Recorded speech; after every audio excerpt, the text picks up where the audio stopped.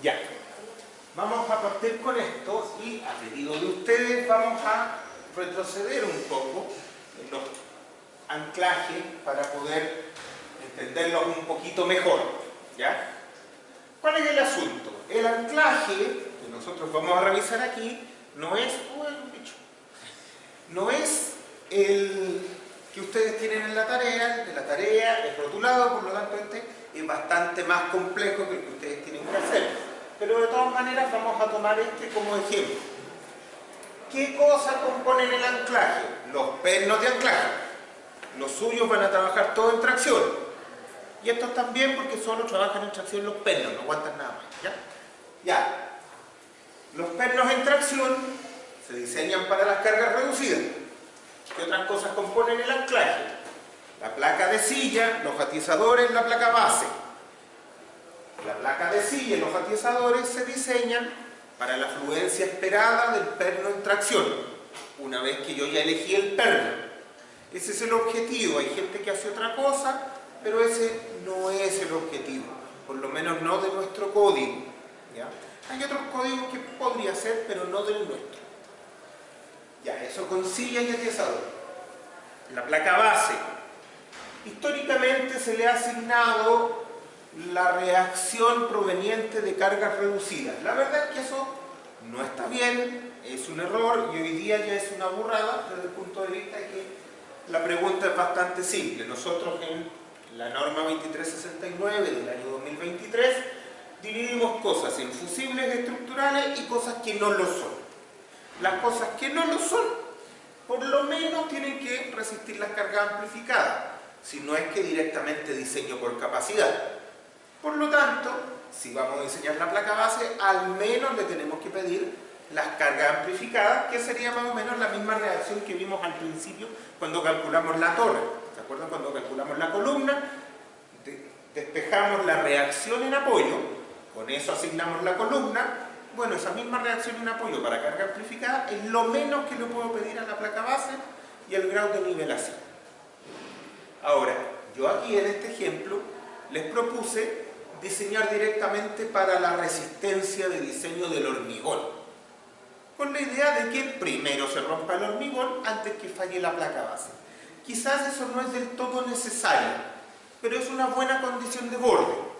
Si voy a poner una placa entre 26 o 25 y 28 o 32, bueno, pongo la de 32, se me acaban todos los problemas y no me complico más. ¿Ya? Cambiar una placa base es difícil. Por lo tanto, dejarla holgadita nunca está de más. ¿Qué es lo que me falta aquí? La llave de corte, que es para tomar el corte. ¿Qué corte? Antes que teníamos dudas, había gente que lo usaba para cargas reducidas. La verdad es que eso siempre fue un error. No resiste mucho análisis, así que no lo voy a analizar.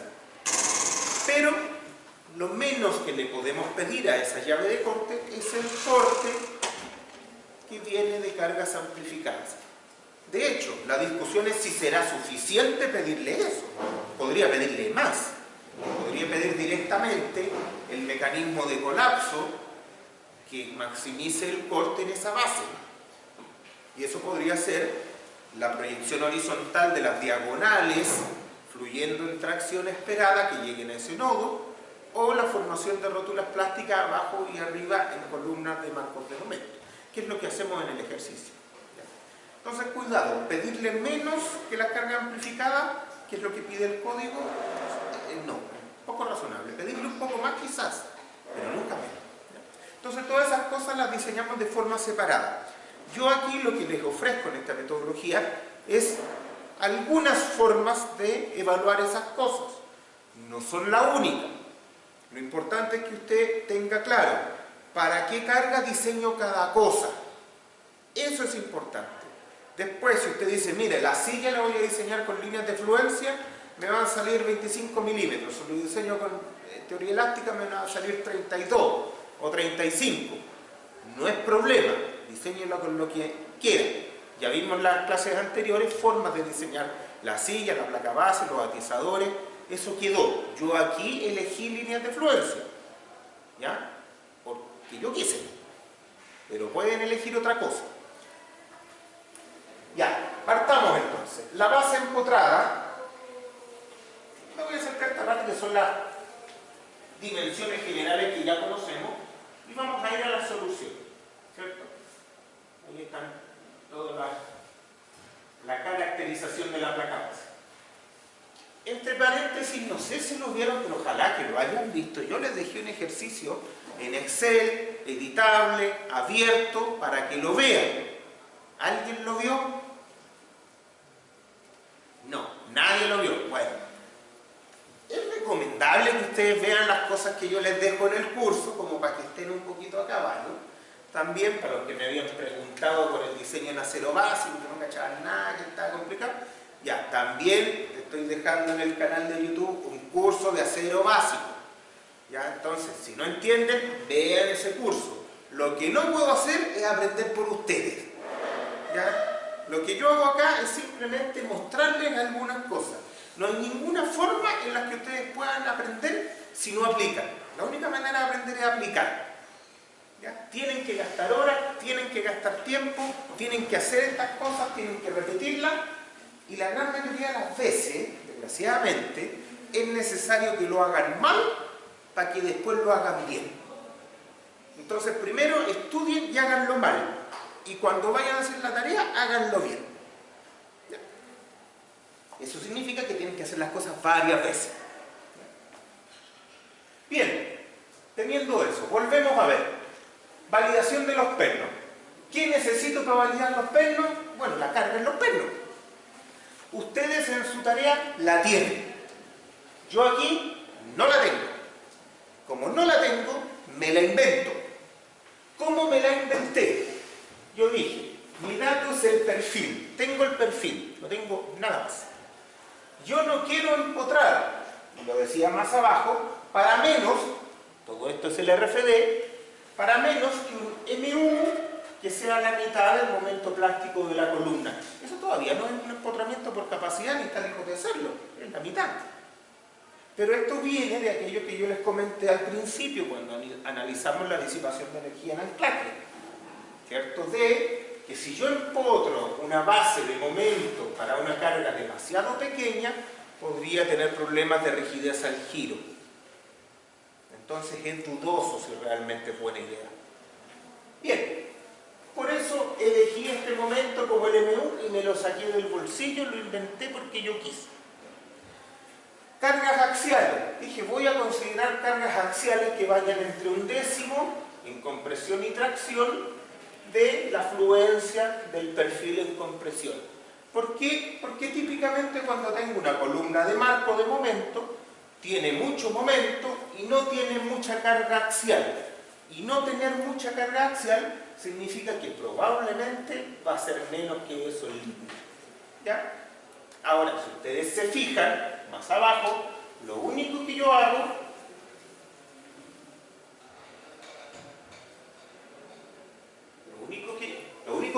acá es resolver para cada par P sub U, MU, resuelvo con la ecuación o la metodología que me propone la guía de diseño 1 de la ISC, segunda edición. Tiene varias metodologías, yo elegí una, ustedes pueden elegir otra. Los resultados no son sensibles a eso, ¿ya? Claro, alguien me dirá, no, pero es que con una llegué a placa base de 22 y con la otra 25. Ya, ninguna estructura se va a caer por eso. La estructura va a fallar porque usted se equivocó en poner las columnas donde no iban. No porque le faltaron 2 milímetros a una placa base. ¿Ya? Entonces, no se complique en detalles que no son relevantes para el proyecto.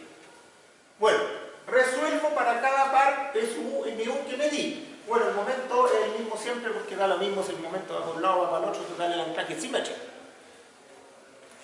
¿Dónde hay diferencia? Aquí sí. Aquí hay tracción, acá hay compresión y aquí esto es un cero solamente para que la ecuación no se me indefina, porque si le pongo cero la cuestión falla. ¿Ya? Este es un cero numérico.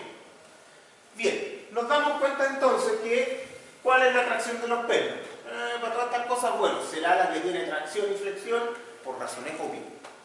Y entonces me dio 84 toneladas para los pernos que están traccionados. Teníamos 5 pernos. Bueno, agarro ese P sub U, lo divido en el número de pernos y me dice que cada perno debería tomar 16,8. Veamos, ¿cuánto es el phi T sub n de esos pernos? Por definición, ¿cierto? El T sub n es 0,75 a sub g por F u y tengo el 0,75 adicional que es el phi. Y esta cuestión me sale el 18,2. Los pernos están buenos. Aguantan los pernos. Funcionan los pernos. Listo. Una vez que tengo validado el perno, para diseñar la silla y diseñar los atizadores, me olvido de esta carga. No me sirve más. Ahora lo que me sirve es el perno. Porque voy a diseñar para que el perno sea el fusible. ¿Ya? Por lo tanto, si estos pernos me hubieran quedado al 50%, quizás una buena opción hubiera sido ajustar un poco más los pernos. Porque si no, me va a salir una silla y un atizador gigantesco y que a lo mejor tampoco lo necesito realmente porque son pernos que no van a fluir. ¿Sí? Ese peso Q yo lo puedo tomar como la reacción del apoyo pero con cargas reducidas. En su caso, para la tarea, ese peso U es dado. Es la tracción de carga reducida en el apoyo. Lo tiene dado y no tiene momento. Por lo tanto, la tracción en perno es directa. Y ahí dividido por el número de pernos que son 5, pero no son 5 a cada lado. Sí, pues 5 a cada lado. ¿No se divide entonces por 10? No, porque la ecuación que tengo arriba resuelve considerando tener un solo lado, porque es un anclaje empotrado. Ya. Listo. Tengo entonces los pernos validados y ojalá que quede más o menos ajustado. ¿Qué es ajustado? Más de 0,8. ¿Qué es malo? 0,2. Malo, porque si yo quiero que los pernos sean fusibles, primero no van a fluir. Pero lo segundo es que voy a poner una silla en unos atizadores innecesariamente grandes. Entonces, aquí es donde hay que tener el cuidado. Si yo digo que los pernos son fusibles, entonces los diseño como fusibles. Si digo que no lo son, entonces no los diseño como fusibles. Y me voy con el otro lado de las cargas amplificadas.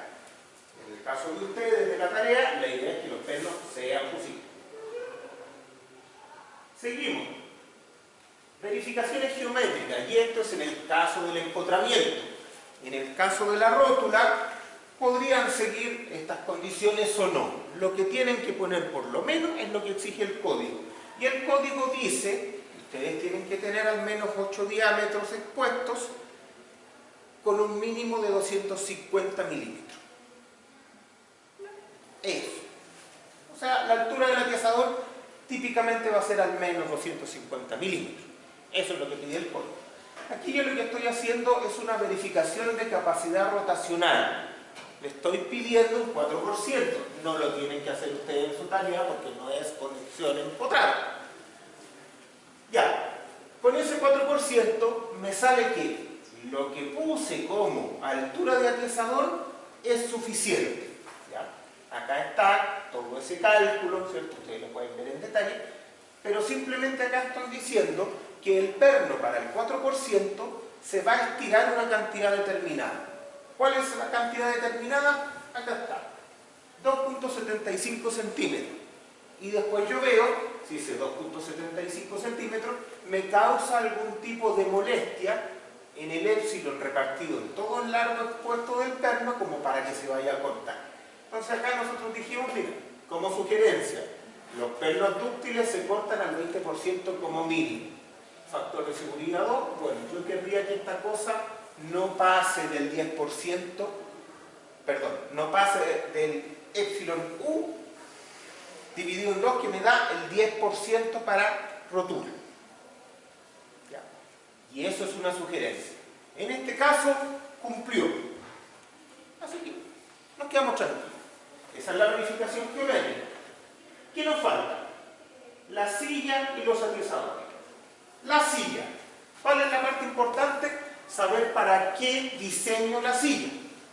Bueno, el T sub U E, que va a ser la carga de tracción esperada en el perno a nivel LRFD, va a ser FI por RI por A sub G. Estoy haciendo fluir el perno en su área nominal. Pero no puede ser menos que FU 0,75 sub G, porque esa es la resistencia nominal definida por el código. Ahora, típicamente ganas de acá. Salió 30 toneladas. Entonces ya los 16,8 que tenía de T sub U no le importan a nadie, porque la silla y el atizador tiene que considerar que en el perno pueden llegar a existir 30 toneladas. Ese es el asunto.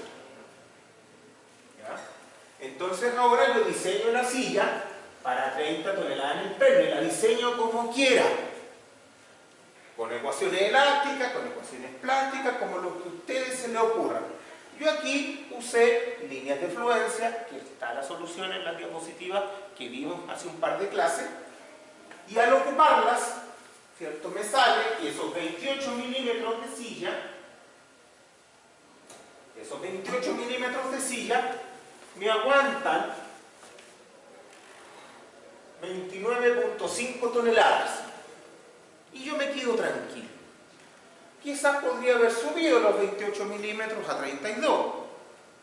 Tampoco es un problema. ¿Ya?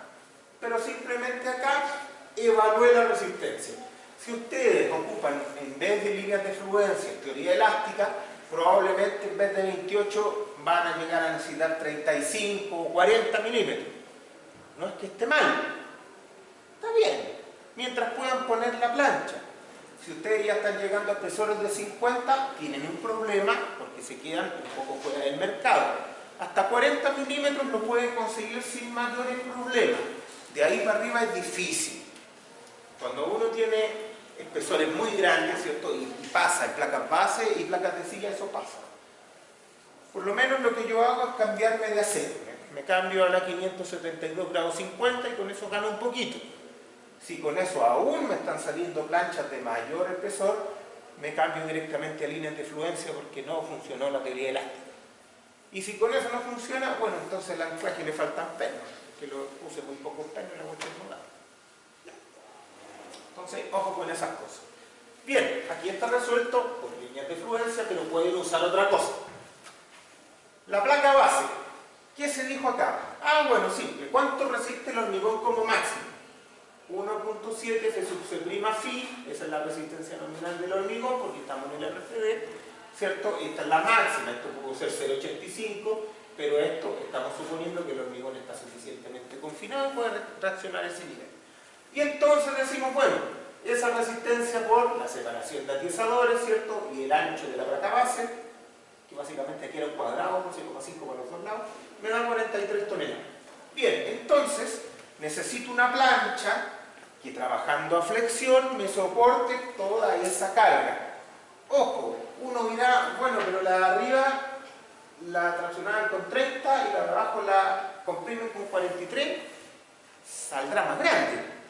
No, porque arriba yo tenía una silla que tenía una carga relativamente puntual en el centro, que es mucho más exigente. Ahora tengo una carga que es distribuida y es mucho menos exigente. Entonces, otra vez, yo puedo tomar esta losita, ¿cierto? ¿Cuál es la que estoy considerando ahí? Estoy considerando una losita de este tipo, ¿cierto? La que controla va a ser la que es apoyada en un borde, empotrada acá, ¿cierto? Libre acá y con un hoyo al medio. Ese es el modelo que estoy resolviendo. Hay que revisar las diapositivas de un par de clases atrás. Ya, que no puedo hacer eso por ustedes. Bien, ese modelo, al resolverlo con líneas de fluencia, me sale este factor de líneas de fluencia. Puedo resolverlo con cualquier otra teoría elástica si quiero. ¿Ya? Simplemente me van a salir espesores más grandes, pero puedo. Cuando aplico eso, me sale que el phi-Pn, o sea, la resistencia de esa losita a la carga, es de 80 toneladas. Como le estaba metiendo 43, bueno, la cuestión funcionó súper bien. Significa que a lo mejor si ocupo la teoría elástica también me cumple con los 28. ¿Ya? ¿Por qué no la achiqué? Porque como yo les decía, se ve muy raro tener una placa base de un espesor menor que la silla. Ustedes se dan cuenta que no tienen ninguna relación la una con la otra. Una es para la tracción del perno y otra para la reacción del hormigón. No tienen por qué parecerse. Pero se puede ver raro. Lo que sí puede pasar es que la silla tenga menos espesor que la placa base. ¿Ya? Ahora, tampoco es muy recomendable porque la gente empieza a preguntar y uno tiene que explicar. Entonces, muchas veces sale más barato hacer el mismo espesor para las dos cosas para que nadie pregunte.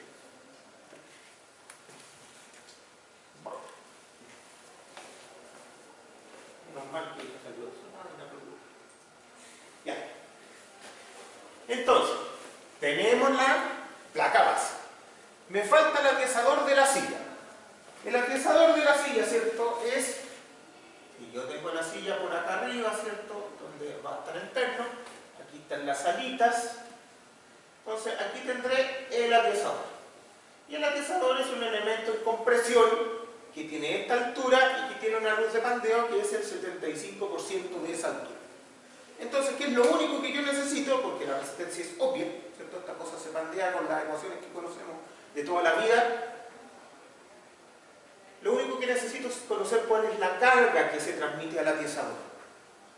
En principio uno diría, bueno, hay un perno aquí, un perno aquí, un perno acá, un perno acá, un perno acá. Entonces lo que se transmite acá será un perno, 30 toneladas. No, no es así porque las condiciones de borde de acá y de acá no son las mismas. Entonces típicamente aquí yo tengo un poco más que un perno. Ahora, si usted le pone un perno, si le pone las 30 toneladas, tampoco, porque comete un error muy grave. Yo les mostré en la clase donde vimos cómo se calculan estas cosas y dónde salen las cargas, tablas para calcular más o menos cuál es la carga que viene en un atiesador. Acá, ¿cierto? Le dimos esa vuelta a esto y básicamente se dice, la compresión en atiesador tiene que ser lo que venga al máximo por arriba y lo que vaya al máximo por abajo, ¿cierto? Entonces, si lo vemos por el lado de arriba, tengo la tracción esperada del perno por un factor de amplificación que viene del método de la línea de fluencia en este caso, y que podría ser 1. Y también viene el peso H, que son las 80 toneladas de allá, por otro factor que también podría ser 1. Ahora, en ese caso es distinto, porque el atiesador, ¿cierto?, que va por acá, no toma toda la carga, porque hay mucha carga que se va por atrás también. Entonces, fíjense que no es tan claro que se lleve toda la carga, el puro atiesador. Entonces, este factor podría ser menor que 1. Bueno, ¿qué salió acá? Salió que el KTH, o sea, el de allá, y el KTB, que son factores de línea de fluencia, valen esto. Entonces me salió el KTB 1, queda en 30. Y el KTH me salió 0,8. Ah, o sea, el atiesador siente menos. Bueno, lo importante es que salieron 34 toneladas y media. Entonces tengo que diseñar ese atiesador para las 34 toneladas y media.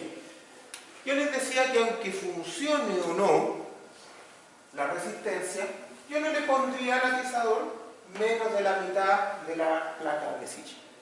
Tampoco es una plancha en la que uno va a economizar. Si estoy poniendo 28 en la placa de silla y 28 que están quedando justitos, yo pensaría que menos de 14 en el atiesador no. Hasta 16 me sentiría súper cómodo. De ahí para arriba quizás sería raro, pero menos que eso no. Entonces, calculamos el atiesador. ¿Cómo? Fácil. ¿Cuál es lambda? La longitud partido en el radio de giro, 55.7. Y eso es bastante normal. Un atiesador que está en la zona inelástica de pandeo. Típicamente va a ser así. Típicamente vamos a tener FLTs menores que 60. ¿Ya? Bueno, calculamos el FIPN asociado a esa FLT global, ¿cierto? Ya sabemos cómo calcular el F crítico y todas esas cosas. Me sale 34, ¿cierto? El espesor por el H', o sea, el área del atiesador, ¿cierto? El Phi es el 0,9. Me sale que resiste 34. Por lo tanto, quedó ahí y se acepta. Claro, esto es un ejercicio pedagógico y en la oficina igual uno aceptaría eso. Pero en los atiesadores yo les he mostrado que los estudios dicen que no es malo ponerle un poquito más. Y yo a ese le hubiera subido un poquito. Sí, cuéntame. ¿Por qué usa el 75% de la altura como el...? Este es el K. El KM, el factor de longitud efectiva del atiesador en su luz total. ¿Ya? Eso es lo que propone el código. ¿Ya? NSH 427, capítulo J. Lean. O vean los videos que tengo en cero básico también. Cualquier cosa, pero esas cosas hay que saber. ¿Ya? Ahora, no es que en este caso sea 0,75. Siempre el atiesador de carga tiene 0,75. Soldado arriba y abajo. Siempre 0,75. Uno dirá, pero si está soldado arriba y abajo debería tener 0,5 ¿no? Directamente. Pero tiene 0,75. Uno no se va a poner a pelear con el código, ¿cierto? Aquí. ¿Qué me falta aquí? Ah, el atizador de alma. El atizador de alma me lo voy a saltar esta vez porque a nadie le importa en su tarea. Ustedes no tienen atizador de alma porque como tienen los pernos por dentro, tienen la silla. Que no hay atizador de alma. Pero básicamente es otro atizador de carga, ¿ya? Que viene de la excentricidad de reacción de los pernos y del hormigón respecto al eje de la columna. ¿Ya? Bien, las llaves de corte. Lo más importante para la llave de corte es la carga. Ustedes la van a tener, cargas amplificadas. Ojo, ya estoy dando por hecho, para todo esto, que ustedes conocen muy bien la norma del 2023, la han estudiado harto, además se ha visto en la ayudantía, entonces estoy dando por hecho que siempre ustedes van a entender que RU es igual a 1.5 RA.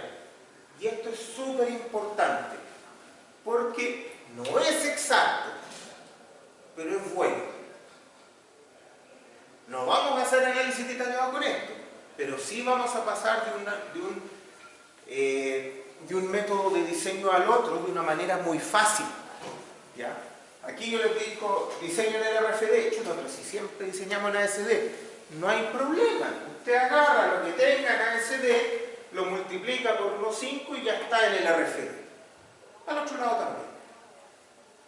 ¿Eso es exacto? Bueno, en el límite sí es exacto, con el factor de utilización es 1. Pero para nosotros lo que nos sirve es que eso es bueno. Es suficientemente bueno para el diseño. No vaya a pensar que eso es aplicable para cualquier cosa. No, para estos diseños que estamos haciendo, que llegan a niveles del diseño por capacidad. Ahí funciona bien esto. Entonces, podemos diseñar en ASD, en RFD, irnos para allá y para acá, sin mayor problema. Líneas de fluencia. No, perdón, llaves de corte. Tengo el corte. Aquí lo calculé de una manera bien bruta, ¿cierto? Haciendo rótulas plásticas arriba y abajo en la columna como máximo posible. Ustedes van a tener un corte harto menor porque viene de carga amplificada. Pero van a tener una llave de corte que sigue siendo una cruz. ¿De qué tamaño? Bueno, si la columna es de 30, yo pensaría que esta llave de corte no puede ser mayor que 30 de lado porque se les puede salir de la placa base y eso no es bonito. Ahora, si la columna es de 30, el pedestal será, no sé, veamos, si esta cosa es fácil, ¿cierto? Ingeniería nomás. Entonces, tenemos acá el perfil de 30. Si el perfil es de 30 y pongo 4 pernos, tengo que poner 4 porque van a llegar diagonales por acá, van a llegar diagonales por allá y le pegan a los pernos. Entonces tengo que poner 4. Ya verán ustedes de qué diámetro, pero son 4. Entonces tendrán que estar en un cuadradito, bueno, de 15. No voy a poner 10 para allá y 15 para acá porque lo van a hacer mal en terreno. Entonces, 15 por 15. Bien. ¿Cuánto deberíamos llegar al borde del pedestal? Bueno, unos 6 diámetros, pero seguro que aquí esta cuestión va a dar más. Entonces, tendríamos que pensar cuánto es bueno desde el borde del ala, ya que los pernos van por dentro. Menos de 10 centímetros yo creo que no. O sea, estamos pensando al tiro en un pedestal de al menos unos 50 por 50. Por lo menos. 50 por 50. Ya, si es de 50 por 50, ¿cierto? 50 menos 15 son 35. Dividido en 2 son como 17 y medio. O sea, son 17 y medio para acá, ya también. Parece que tiene buena pinta. Ya, entonces, un pedestal más o menos de 50 por 50. La llave de corte, la placa base, ¿cómo la voy a hacer? Probablemente unos 5 centímetros más grande que la columna, para que la podamos soldar por fuera, porque si no, el maestro se va a volver mono ahí tratando de soldar una 30 por 30 en un perfil de 30. ¿Cierto? Entonces ya, hagámosle de 40 entonces, 5 para acá, 5 para acá, entonces va a ser una placa base como así. 40 por dirá, oye, pero entonces la llave de corte podría ser de 40 por 40. Sí, pero se haga claro.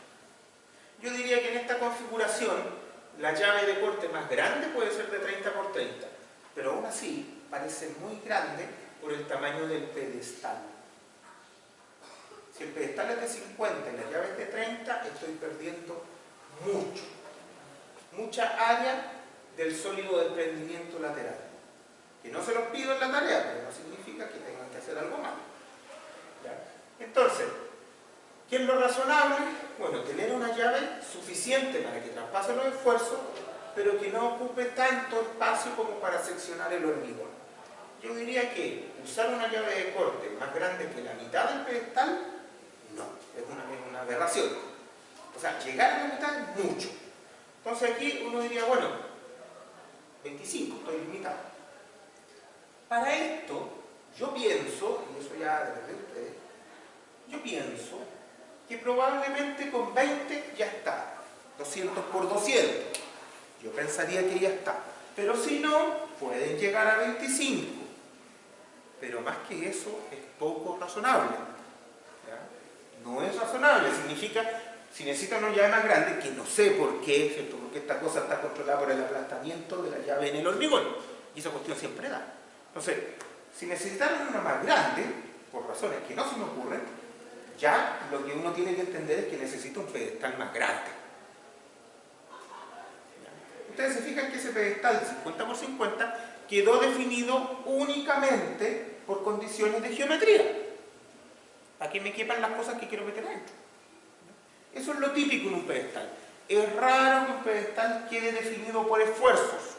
Entonces, por eso les digo, si la llave de corte es muy grande y tengo que agrandar el pedestal, es raro. Podría pasar, pero es raro. Bien, tengo la llave de corte. Y digo acá, aquí lo hice con línea de fluencia, pero acuérdense que la llave de corte también tiene esta cosa del 0,12 del corte y eso me da el momento máximo y estamos listos. Que es la teoría elástica y probablemente como aquí tienen cargas relativamente chicas, con eso basta. Pero si no, tienen esto. Es decir, mira, podría pensar que aquí se genera una línea de fluencia. Con eso tengo que todo esto, que básicamente es la tensión en el hormigón por el área, aplicada en el centro de gravedad y con la distancia a eso, me da un momento. Y esa línea puede fluir. En ese caso el problema es estático. Si yo considero ese modelo de falla, me sale de lo de acá. Digo, el largo de la diagonal, este de acá, 33,5. ¿Cuál es el phi mn? Bueno, como está en una plancha de acero, el mn es el mp directamente. Entonces ahí tengo el mp unitario por el largo de la diagonal, por el 0,9 que viene del phi, me sale eso. ¿Cuál es el momento solicitante? Fácil. VU partido en 4. ¿Por qué? Porque este es el ancho y hay 4 triángulos iguales. Entonces 4. Y está aquí la resultante. ¿Y a qué distancia está de eso? Como yo soy flojo, dice, bueno, esto es 15, entonces esto es menos de 15 tercios. Pero como no quiero complicarme, puse 15 tercios. ¿Ya? Esto es simplemente una aproximación bruta para no calcular más. Y me salió 0,42. ¿Qué significa eso? Que esta cuestión quedó bien holgada. A lo mejor a ustedes, ¿cierto? Se ocupan línea, se ocupan teoría elástica, les va a funcionar perfectamente con los que son menos. ¿Ya? Yo me dedico a la revisión y por eso que tengo que sacarle muchas veces punta al lápiz a las cosas. La revisión de cosas existentes, cosas antiguas, upgrade. ¿Ya? Entonces, claro, cuando uno tiene cosas antiguas y uno dice, mira, voy a ocupar teoría elástica y la cuestión no da. ¿Cómo le refuerza la llave de corte a usted? Está complicado, ¿cierto? Está difícil. Además, siempre está este tema de que cuando uno encuentra malo algo, básicamente está diciendo que un colega hizo el trabajo mal. Y no siempre es así. Las teorías cambian, las teorías evolucionan, las soluciones evolucionan. Por lo tanto, uno tiene que estar bastante seguro de que algo se tiene que intervenir y las razones de aquello antes de hacer la intervención. Hacer una intervención en algo existente es muy caro. No por el acero, es porque tengo que parar la producción y las cuestiones industriales mineras producen millones de dólares por hora. Entonces usted entenderá que para cambiar una placa base y detener una semana, tiene que estar seguro. Si no, se va a hacer famoso. llave de corte. No hay mucho más que decir de la llave de corte, son bien fome en realidad. El pedestal. Voy a tratar de ir un poquito más rápido con el pedestal porque la verdad no se los pido, así que está lo mismo. Este pedestal tiene hormigón y acero común y corriente. No tiene nada extraño. Tamaño. Ahí están los mínimos, que son por geometría, para que me quepa la placa base que acabo de diseñar. Y después redondeo para arriba. 900 por 800. Aquí es donde les diría, cualquier persona razonable le diría, bueno, hazlo de 900 por 900. Sí, pero no quise. Pero sí, en la práctica uno lo haría de 900 por 900 y pondría las mismas barras en las 4 tacas, para que no se lo armen mal en terreno. Pero aquí quería experimentar un poco por el asunto académico, así que lo compliqué. Así que no es doblemente simple. Primero, ¿qué le pongo al pedestal? Y aquí les recuerdo un poco la discusión que les hice en su momento, y es el pedestal como elemento en compresión pura. La gente dice, pongan el 1% porque es una columna. Evidentemente, no es una columna. La columna es un elemento controlado, no controlado, pero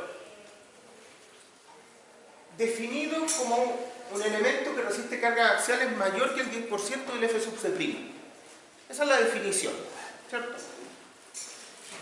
En un pedestal eso no pasa, es raro. Un pedestal típicamente tiene poca carga axial en función de su sección, porque la sección la puse grande para que me quepan las cosas. Entonces, típicamente un pedestal está mucho más cerca de un elemento en flexión que uno en compresión. Bueno, si le salen compresiones altas, se olvidan de esto y le ponen un 1%, pero vamos a llegar a que igual le vamos a poner el 1%. Entonces, ya, si está más cerca del tema flexural, ¿qué es lo que hago? Bueno, yo preferiría ponerle al menos el 0,3% acá, bueno, con esa también, agarremos el 0,3% acá y el 0,3% allá, ¿cierto? La mínima flexural a cada lado. Con eso en realidad va a quedar como un 0,6%. Ese sería mi primer approach para armadura. Bien, y en este caso lo primero fue 10 barras del 22, 5 y 5 son 10, y 6 barras del 16. Y nunca podemos dejar de tener barras a los lados porque esta cuestión hay que armarla, hay que construirla y además hay que controlar la retracción. Bien, después veo mis pernos. Los pernos tienen que estar agarrados con las cargas cercanas, con las barras cercanas. Entonces digo, aquí tengo mis 5 pernos, que ya sea cuánto fluyen, el T sub U, E, que ya calculamos varias veces. ¿Con cuántas barras se van a encontrar? Bueno, con estas 5 porque las puse para eso, pero démosle esas también. Si están cerca. Tienen que estar más o menos entre H medio, HP, eso, una cosa así. Ya. ¿Cómo me fue con eso? Dice, los pernos, 5 pernos son 150 toneladas. Ojo, ese es el T sub UE porque tampoco quiero que los pernos salgan disparados del pedestal, porque si no, no van a fluir. ¿Ya? Bien, contra las barras, y las barras resistían 72 y no hay por dónde. No estamos ni cerca. Entonces, rápidamente subimos las barras y usamos 5 de 32 con 2 de 22. 2 de 22. Ya, 2 de 22. Entonces cambiamos las barras que eran de 22 por 32 y las de 16 por barras de 22.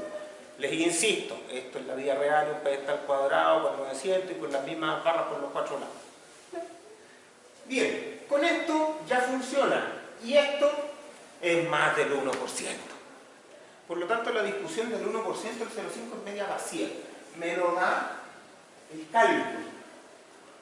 Ojo, si hubiera sido suficiente con esto, bueno, lo dejo ahí, pues, no me complico más. Porque sé que el pedestal va a funcionar para aquello que quiero que funcione. Entonces, discutir cuál es la cuantía mínima es poco razonable. ¿Qué es lo que hay acá? Bueno, decimos, ¿cuál es la barra que más me va a molestar? La barra 32, evidentemente. Se tiene que anclar adentro del sólido de desprendimiento, de la cabeza que va a salir volando por los pernos de anclaje. Entonces lo primero que necesito conocer es la longitud de desarrollo de la barra más jodida, que es la de 32. Veamos acá, longitud de desarrollo, ¿cierto? Me meto a la 430, busco longitud de desarrollo y me sale esta ecuación. La evalúo, me sale 30 centímetros. Perdón, 30 diámetros de barra, 97 centímetros. 97 centímetros para que se desarrolle, y eso tiene que estar metido adentro del sólido de falla. O sea, en estos monitos de acá, que estoy dibujando aquí pegadito para que salga en el video. Si yo tengo mi pedestal, si yo tengo mi barra, la que molesta, y tengo mi perno, entonces digo, si esto yo creo que se va a romper así, esta barra desde ese punto hasta ese punto tiene que desarrollarse. Y eso es lo que controla la geometría. Así es simple, en realidad no hay mucho más que eso. Eso es. Bueno, si uso gancho estándar, si me parece que los 97 es mucho, veo el gancho estándar. El gancho estándar de esta barra me sale 44. Ya. Pero la cabecita del gancho estándar, la patita, el doblez de arriba, son 51 centímetros. ¿Qué significa eso? Que si yo quisiera pasarme de los 97, me quisiera pasar a los 45, que estarían por la mitad, uno dice, oh, que bueno, porque pongo el perno más corto. Pero tiene un problema, porque ahí yo tendría que poner la patita de arriba de 51 centímetros. ¿Cuál es el lado más corto del pedestal? 80. Recubrimientos del orden de 50, tengo 70. O sea, se va a empezar a chocar con los fierros del otro lado. Ya, pero no gira ahí para el otro lado, nunca tan... Sí, pero eso funciona con alguno y no con todo. Entonces, a lo que llego rápidamente es que puedo usar gancho estándar en algunos fierros, pero no en todos. Y bueno, si no puedo en todos, me va a controlar la que no tiene gancho estándar. Obvio. Entonces, en este pedestal, para este tamaño de barra, no puedo usar el gancho estándar. Nos tenemos que quedar con el 97, estamos medio jodidos. Típicamente, yo me quedo con la longitud de barra recta por si acaso. ¿Ya? No es un problema realmente. ¿Ya? No es mucho problema.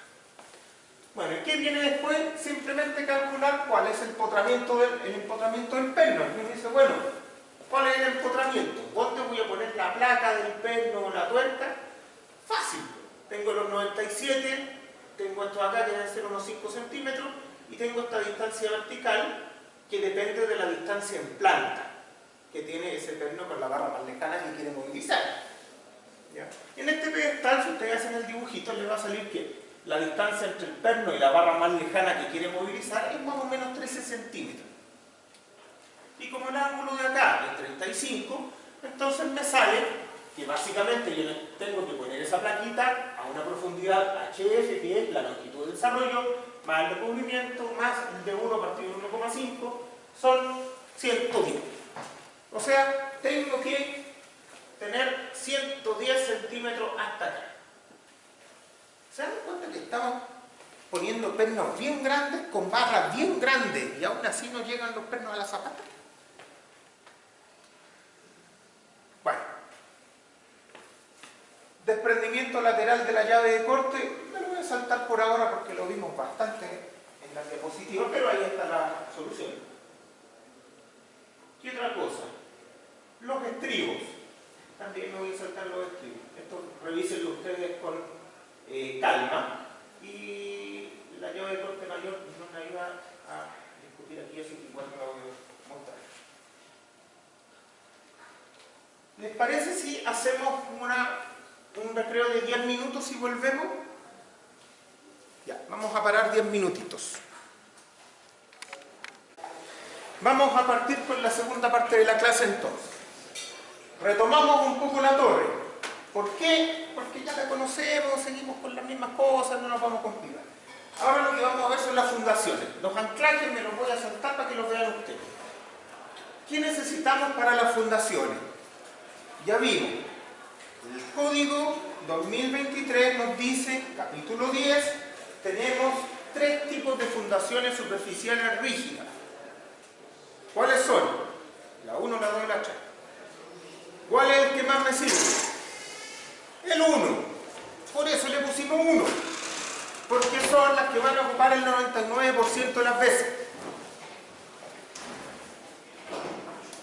Típicamente, los modelos, y en Chile y probablemente en toda Latinoamérica, ahí me dirán los puntos,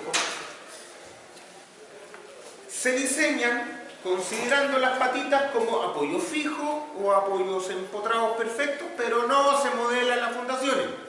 Uno presupone que las fundaciones van a ser rígidas, robustas, resistentes, que no se van a mover con nada y por lo tanto no van a afectar la dinámica de la superestructura en nada. Supuesto que en la gran mayoría de los casos es malo, pero sí lo hacemos. Entonces, cuando uno tenga que evaluar esas fundaciones, tendrá que acordarse, yo presupuse que esta fundación es rígida, resistente, robusta. No voy a desarrollar ductilidad en la fundación, ni mucho menos permitir que salga volando porque viene un círculo. Ya, para ese tipo de fundaciones tenemos los requisitos históricos. Los requisitos históricos de estabilidad, que son los únicos que me importan aquí, la resistencia ustedes la ven en otro curso. ¿Ya? Pero la estabilidad de la fundación, que es qué es lo que le tengo que pedir para sentirme tranquilo con esa fundación. Lo primero es, bueno, que no salga volando, evidente. Pero típicamente uno le pide una cierta capacidad resistente al volcamiento y al deslizamiento. Desde ya digamos que una fundación enterrada es bien difícil que deslice, por razones obvias, ¿no? Está debajo de la tierra, no nos metamos en eso, pero es raro que una fundación tenga problemas de deslizamiento, salvo que el ingeniero sea muy innovador, ¿cierto? Y no la quiera enterrar. Pero si usted quiere enterrar una fundación, que es lo más normal, no va a tener problemas de deslizamiento, así que lo vamos a dejar fuera al tiro. El problema que sí hay que resolver la gran mayoría de las veces es el volcamiento, la tendencia de volcamiento que tienen las fundaciones. O sea, la carga para el lado que tienen el tope del pedestal, más la tracción, generan un volcamiento a nivel del sello y eso hace que la fundación tienda a girar. En otros países calculan el factor de seguridad al volcamiento en torno a uno de los ejes. Nosotros no hacemos eso, somos más ingeniosos acá. Entonces lo que hacemos es pedir área apoyada. Pedimos el 80% del área apoyada para la fundación tipo 1. Para la fundación tipo 2 es el 50%. Pero ahí pide modelación directa, simplificada pero directa. ¿Qué significa eso? Que usted meta resortitos que representen la fundación. ¿Ya? Y eso no lo hacemos, así que olvidémonos de eso. Ya, usted va a tener que, en fundaciones tipo 1, que es el caso, garantizar un 80% del sello de fundación apoyado. ¿Eso es mejor o peor que el factor de seguridad del volcamiento? Alguien dirá por ahí, es análogo, es cosa de decir que el 80% es igual a tener un factor de seguridad del orden de 3 al volcamiento. Y eso es cierto. Pero la gran diferencia es que el factor de seguridad del volcamiento solo sirve cuando yo tengo fundaciones que vuelcan solo en un sentido. Cuando vuelcan en ambos sentidos, el problema es más grande, es más difícil, es altamente no lineal y por lo tanto el factor de seguridad del volcamiento pierde absoluto sentido porque yo no puedo tener un factor de seguridad del volcamiento en torno a un borde y después en torno al otro y decir, cada uno de manera independiente funciona. No, eso no sirve. Sirve verlo de manera combinada y cuando uno lo aborda desde el punto de vista del área apoyada, ya no le interesa si la fundación tiene cargas desviadas en las dos direcciones o si solo tienen un sentido.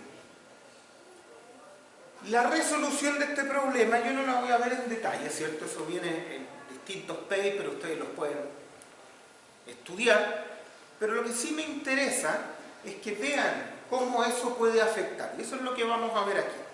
Primero, la primera condición, para cargas reducidas, yo le voy a pedir el 80% del volcamiento. Evidentemente también que no supere las tensiones de contacto que el informe de mecánica de suelo me pueda limitar. Pero eso nunca controla. Controla el área apoyada. Entonces, después, para las cargas amplificadas, yo le voy a pedir que la fundación no se levante. Y eso es que los pesos que van para abajo sean al menos tan grandes como la tracción que va para arriba. Amplificada. con eso nos quedamos tranquilos. ¿Por qué amplificada y no reducida? Porque reducida no tiene ningún sentido y amplificada tiene una idea de que eso podría ser las tracciones máximas realistas que uno podría generar ahí. ¿Ya? Eso siempre es como bien conversable, medio etéreo, pero es una carga máxima con la que acordamos trabajar. Entonces, decir que es la máxima posible, no. Es la máxima que nos deja tranquilos, eso es una carga amplificada. Antiguamente el requisito era, con cargas reducidas, la tracción directa se medía con un factor de 1,5. Ustedes dirán, ahora la pasaron a carga amplificada, le sacaron el 1,5, lo dejaron en 1, es lo mismo. No es lo mismo. No es lo mismo. Ahora tiene sentido físico. Y cuando es necesario, hace que la fundación salga más grande. Entonces, tenemos que tener claro, primero, cargas reducidas. La tracción reducida la conocemos porque íbamos a diseñar los anclajes para esa, está ahí. El corte reducido, hasta el momento no nos había servido para nada, ¿cierto? Porque el corte lo teníamos así para calcular la llave de corte. Pero ahora lo queremos reducido, entonces agarro el 14,5 y lo divido en el 2,8, que es el 0,7R1. ¿Cuánto me da esto?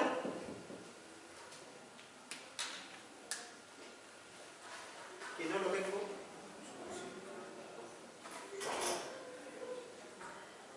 5,18. Ya, 5,2 de corte. Listo. Entonces, vamos a presentar una primera solución. ¿Qué pensaría yo? Es raro una fundación decente, ¿cierto? Enterrarla a menos de 1 metro. Un sello de fundación menos de 1 metro no es común. Tampoco es común que el pedestal tenga menos de 20 centímetros sobre el nivel de terreno o el nivel de piso terminado por razones de humedad, corrimiento y esas cosas. Una fundación tampoco es común que tenga menos de 1 metro por 1 metro para cosas chicas, que esperamos que salgan más, evidentemente, pero también es poco razonable que tenga menos. Como esta cosa es simétrica, yo esperaría que las 4 fundaciones, las 4 esquinas sean iguales y también pensaría que son cuadradas. Ahora uno diría, oye, pero la eficiencia me dice que las fundaciones deberían ser redondas. Sí, a lo mejor desde el punto de vista de la eficiencia y la optimización del material, redondas quedarían mejor, pero cuadradas se construyen más fácil y más rápido. Por lo tanto, las vamos a hacer cuadradas. ¿Ya? Imagínense estar poniéndole la armadura a una cuestión redonda. ¿Cierto? Se hace famoso. Ya, entonces, cuadradas. Espesores. Es raro tener un espesor de menos de 40 centímetros. Las fundaciones tienen que ser robustas, rígidas, como les decía, pero ¿por qué 40? Porque es un número tan mágico. Bueno, podrá tener más, y vamos a ver qué sale acá y a ver cuánto le ponemos. Pero la idea es que los fierros que vienen desde el pedestal se puedan anclar bien. Aquí ya sabemos que tenemos barras de 32. No, ese era el otro ejercicio, me confundo. Aquí no tenemos idea qué barras son. Pero esas barras van a tener que desarrollarse al interior de la zapata. En el lado de la zapata, como la zapata es más grande, sí voy a poder desarrollar ganchos estándar.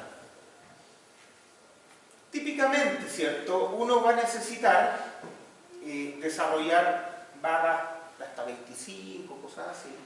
Y los ganchos van a andar del orden de 30 centímetros.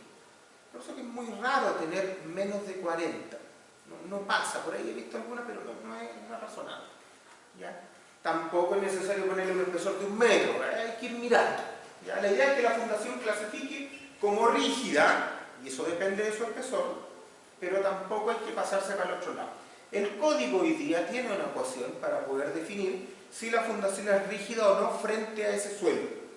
Es una condición súper exigente, así que traten de cumplirla al justito. ¿Ya? Veamos más. Y me voy a ayudar ahora, ¿cierto?, de una planillita que dice, ¿cuál es el n arriba? Bueno, como aquí el n está dibujado para abajo y yo lo quiero para arriba, será negativo. Menos 30. 30,2. ¿Cuál es el b? El corte. Aquí es 5,2. Momentos no tiene porque todo está rotulado.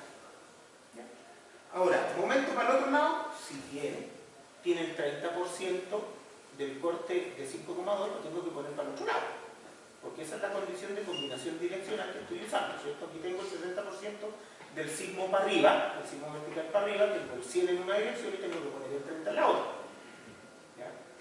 Por ahora no lo voy a poner para ver cuánto me molesta, pero hay que ponerlo. Bueno, veamos. Sello de fundación, partamos con 1 metro.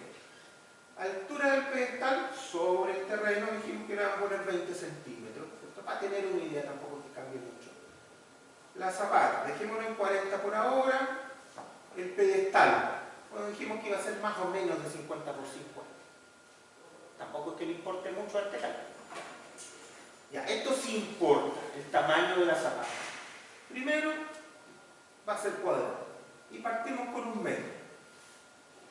Veamos. ¿Qué dice esto? Esto es bien importante, ¿cierto? Cuando ustedes revisen por ahí cualquiera de las bibliografías para análisis de fundaciones que le hayan pasado en su curso de fundaciones, va a salir un gráfico parecido a este. ¿Cuál es la gracia? Ese puntito rojo que hay ahí es la resultante, la posición de la resultante de compresiones a nivel del sello de fundación. O sea, en el momento partido por algún brazo. Y ahí queda. Si este puntito me queda fuera de la fundación, evidentemente la fundación se vuelca, no tengo una casa. Si este puntito me queda dentro de este rombito o cuadradito, si esta cosa entonces esto se apoya en las 4 esquinas. Si me aparece el puntito en cualquiera de estos números 3, bueno, se apoya en 3 esquinas y se levanta una. Si el puntito me cae en 2, bueno, se levantan 2 esquinas. Lo más típico es que el puntito caiga en 3, porque uno diseña relativamente ajustado. No diseña para que las 4 esquinas estén apoyadas. Diseña para que se levante una y lograr el 80% apoyado normalmente me conduce a caer en el 3. ¿Cuándo yo caigo en el 2? Cuando tengo carga solo para un lado, como este caso, que puse solo para un lado, pero no es lo que quiero. Entonces, claro, aquí estoy forzado a caer en el 2 porque puse carga solo en un plano. Entonces, vamos a ver qué cosa me está saliendo, para tener una idea. Esta cuestión se demora un poco porque resuelve con mano.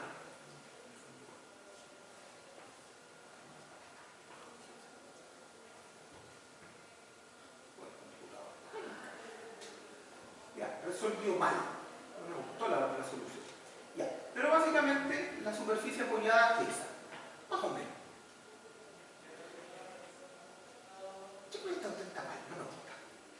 No me gusta. No, está mal. Algo hicimos mal. Esta cosa tira con 30 para arriba. ¿Y cuánto pesa el suelo? No, pero está mal. Tiene una falla numérica. No, está mal.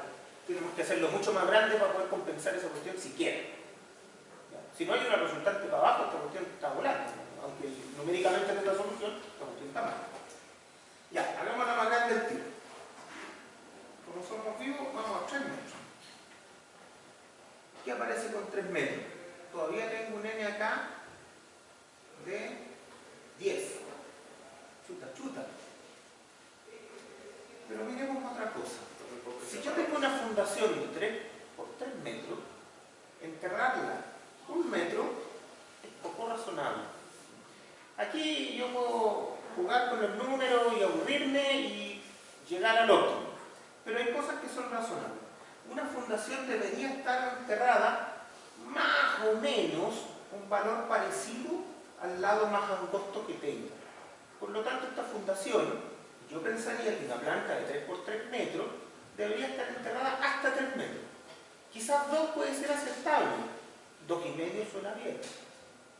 4 no. Pero aquí podría llegar hasta 3 metros. ¿Por qué no más abajo? Porque también hay un tema de eficiencia en la excavación. Empieza a salir más caro hacer el hoyo que poner el otro. Entonces hay un equilibrio entre esas dos cosas. Entonces aquí subamos el tiro a 2,5. Y en 3 metros los 40 centímetros de espesor ya no van. También lo podemos cambiar. Bien. Ahora dice, ahora la zapata, el pedestal y estas cosas son como 40 y tantos, ya tengo una resultante hacia abajo. Ahora sí, ahora podemos empezar a jugar.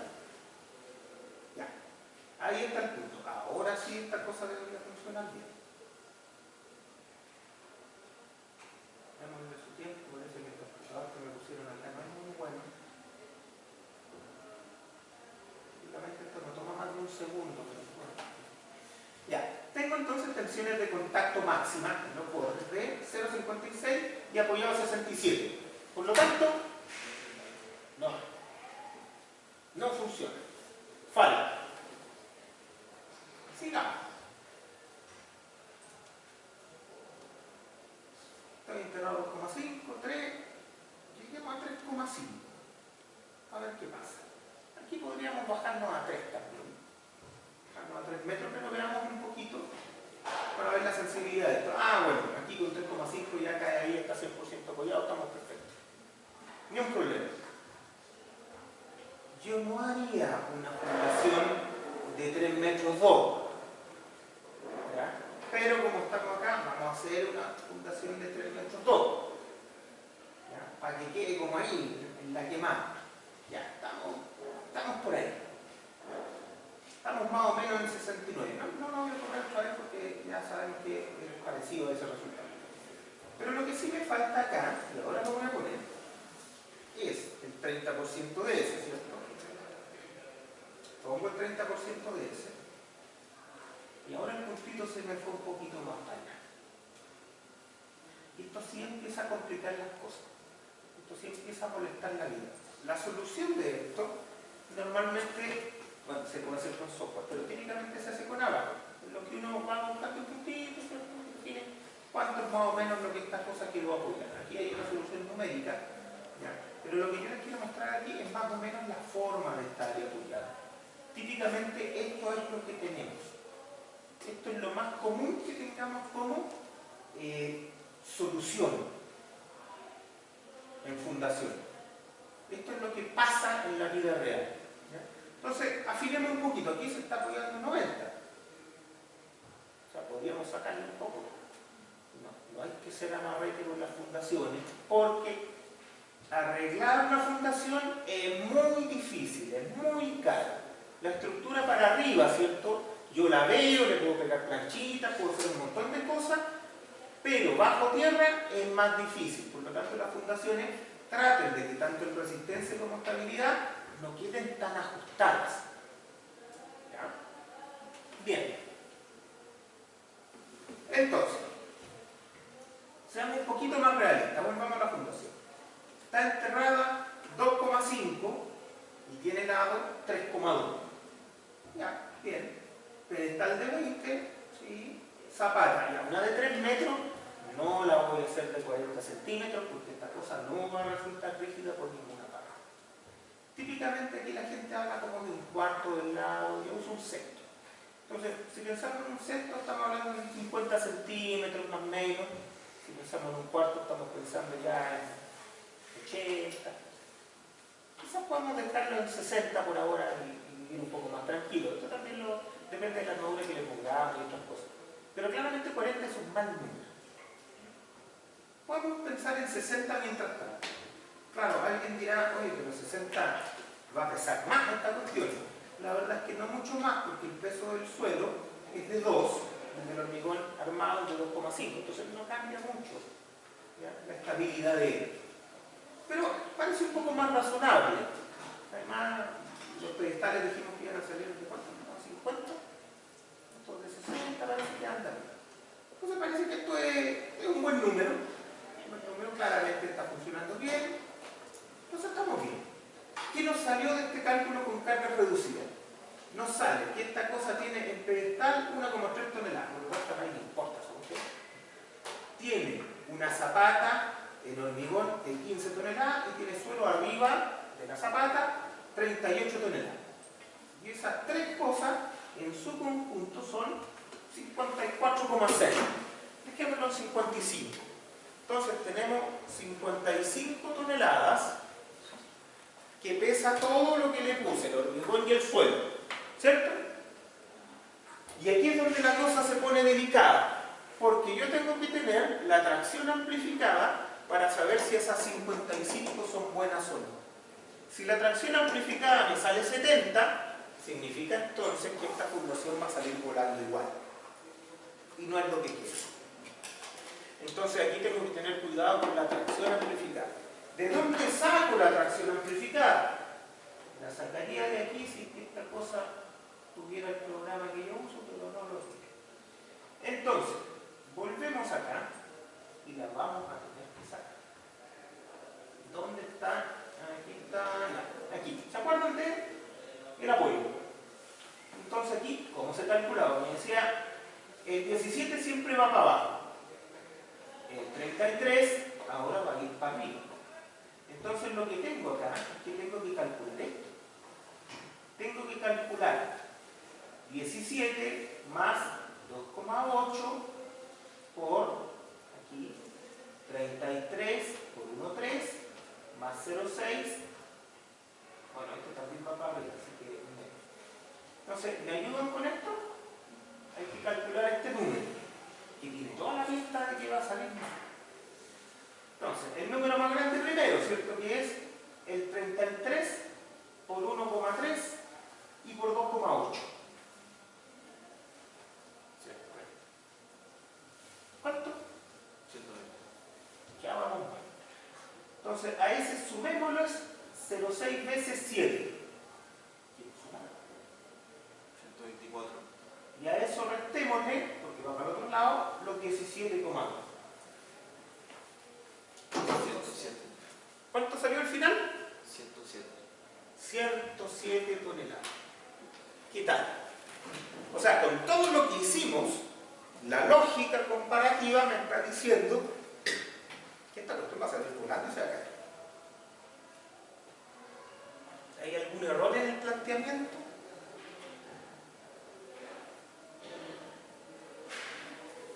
Claro, típicamente, esto porque se lo planteo, porque es un problema. La gente dice, no, las fundaciones las hemos calculado toda la vida de una forma y también. Decir que el desprendimiento vertical, la extracción de la fundación, es una falla dúctil, es raro. Como que no funciona, como para quedarme con las cargas reducidas. Decir que es frágil suena mucho más, que es peligrosa, que no la quiero disipar por ahí. Por lo tanto, aquí la lógica más simplista me dice que este conjunto hormigón con suelo tiene que pesar 107. Si no, se levanta. Ya, también hay un tema, y es que aquí yo estoy considerando el suelo que está arriba de la fundación como un suelo que solo pesa. No estoy considerando que ese suelo puede movilizar fricción por los lados del prisma de extracción, que típicamente pasa. Entonces aquí es donde se producen discusiones, porque el código no dice cómo resolver esto. ¿Qué es lo que se espera? Simplemente que el conjunto pese 107. ¿Qué es lo que se puede hacer? Si usted quisiera sacarle punta al lápiz, usted puede decir, mire, tiene su fundación, pero no solamente va a movilizar esto por acá. Si usted moviliza eso por allá, aquí se va a producir un roce.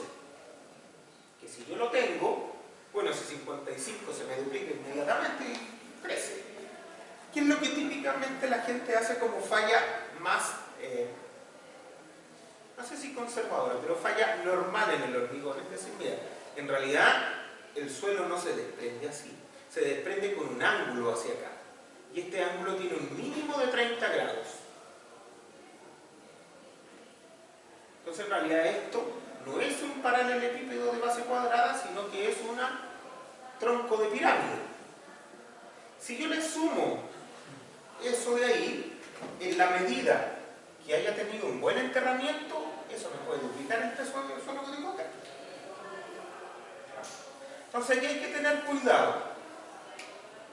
Yo les acepto para la tarea que ustedes hagan hasta 30 grados para afuera si es que quieren, porque 30 grados es el mínimo en un suelo. Esta cuestión puede llegar a 70, 80 a veces. Típicamente va entre 45 y 30 para cálculo, para un cálculo normal. Aquí nunca hemos pensado en el suelo ni nada, porque todos los suelos típicos pesan del orden de 2. Así que tampoco es un dato sensible. Pero esto sí es sensible, y esta discusión que estamos haciendo aquí es sensible. Es decir, ¿considero solo lo de arriba o considero para acá? yo les diría que es muy válido considerar hasta 30. Más de 30 hay que tener cuidado. Hay que tener cuidado. ¿Ya? Entonces eso es razonable. Pero ojo, no se olviden que esto es la mitad de la verificación, no es toda. Ya. Como estoy medio justo de tiempo, voy a considerar la cuestión cuadrada nomás, para que sigamos.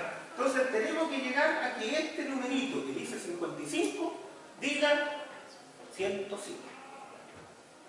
Lindo. Ya. Veamos entonces, ¿qué podemos hacer? Lo primero, yo diría, vamos a 4, vamos a 3. A empezar. ¿Y en cuánto vamos? Vamos en 101. Ya, pero por ahí, 17, 101, estamos en el menos del 1,05, estamos cumpliendo. Entonces la cuestión ya dice, démosle un poquito más porque tenemos esto y tendríamos que dar un espesor razonable, ¿cierto? Aquí ya estamos pensando en espesores de fácil unos 80. Entonces, no sería razonable tener un espesor de zapata de 60 para 4 metros. Tendría que ser un espesor tipo 80.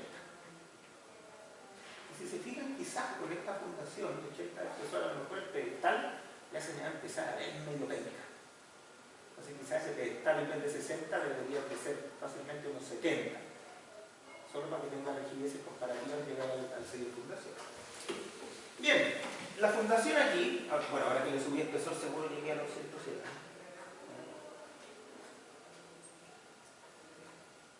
Va, 101, ya. Ahí quedó, no voy a seguir jodiendo con eso, pero quedó de 4 metros, de más o menos 80 de espesor y enterrada 3 metros. Los cálculos muestran eso. Decir si eso es razonable o no es difícil. No está muy claro qué es razonable o qué no es razonable, pero sabemos que esa cosa funciona. ¿Qué cosa hay que tener cuidado aquí? ¿Vamos a construir eso? ¿Vamos a construir las zapatas de 4x4? Aquí hay un tema, ¿cierto? Y es que yo tengo una columna ahí, una columna ahí, una columna ahí, una columna ahí. ¿A cuánto están separadas las columnas? A 5. Ya, o sea, yo tengo 2 metros para acá, 2 metros para acá. Eso es 4, ¿cierto? Ya tengo eso. 4. 2 metros para acá. Soy malo para el dibujo, pero ustedes entienden. Estas zapatas están como así. ¿Cuánto están separadas estas zapatas? Tengo 2 metros para allá y tengo 2 metros para acá. ¿Cuánto queda acá? 1 metro. Parece que esta cosa, ¿cierto?, podría funcionar notablemente mejor si yo corro las zapatas 1 metro, ¿cierto?, y hago un mat de fundación de 8x8, ¿o no? Gasto el mismo hormigón, pero la construcción es notablemente más fácil. ¿Ya? Esto no es raro que pase. Alguien dirá por ahí, pero es que ahora voy a tener que analizar esto como fundación flexible y están todos los pedestales en la misma cuestión, lo tengo que meter al safe y ya tengo una semana más calculando. Si alguien le dice, ustedes lo echan nomás y traen otro. Hay un principio básico, y es que las fundaciones trabajan siempre mejor cuando yo las junto que cuando están separadas. Entonces, yo no sé a cuánto está trabajando este mat. Lo que sí sé es que está mejor que como estaban las 4 separadas. Eso lo tengo claro. Entonces, está bien, tendré que hacer mis cálculos, tendré que hacer mejor, pero sé que esto es mejor. además sé que es más fácil construirlo. Entonces, esta es la solución que yo debería dar como profesional. Ahora, pensando en lo que vimos recién, las fundaciones de 4x4 tenían problemas de estabilidad al volcamiento, ninguno. Y ahora menos, porque ahora están continuos con la aislado, entonces el momento va a tener que partir la fundación para poder volcarse, y eso no va a pasar. ¿Qué es lo que nos controlaba? Era el tirón vertical. Y ahora el tirón vertical sigue teniendo la misma área tributaria. Un poquito más ancho, pero en la misma área tributaria. Entonces en realidad estamos donde mismo, pero estamos mejor. O sea, las 4 zapatas separadas no eran la mejor solución. Claro, aquí uno podría decir, ya ahora voy a evaluar este mat completo, a ver si se levanta el 80%. Claro, como es un mat completo, ahora no tengo problemas de tirón para arriba, porque la resultante evidentemente tiene que ir para abajo, ¿no es cierto? Están todas las cargas conjuntas. Pero tengan un poquito de cuidado. Cuando yo les hablo de 80% apoyado y estabilidad al volcamiento, estoy pensando en una zapata aislada con un puro pedestal. ¿Tendrá la misma interpretación en esto? No es lo mismo. No es lo mismo, porque aquí tengo muchos pedestales en la misma zapata. Primero, típicamente estas cosas clasifican más como fundaciones flexibles que como rígidas. Pero supongamos que es rígida, para que sea fácil. Entonces, si yo aquí dijera, voy a aceptar que el 80% esté apoyado, a lo mejor esta cuestión se me levanta así. Y voy a tener 2 apoyos levantados. No sé en principio si eso es bueno o es malo. Lo único que tengo claro es que no calculé así la torre. Yo calculé la torre con todas sus patas apoyadas, sin posibilidad de levantarse. Entonces aquí la consistencia me diría, fíjate, se levantaron 2 patas, ponle esos levantamientos al modelo y a ver qué te pasa. ¿Y qué le va a pasar al modelo? Se va a ir a la punta del cerro porque ninguna estructura arrastrada aguanta que se levante un poquito las patas, aunque sea un par de milímetros. Entonces cuidado con estas cosas. ¿Cuál es la recomendación? Que nunca a usted se le levante una pata.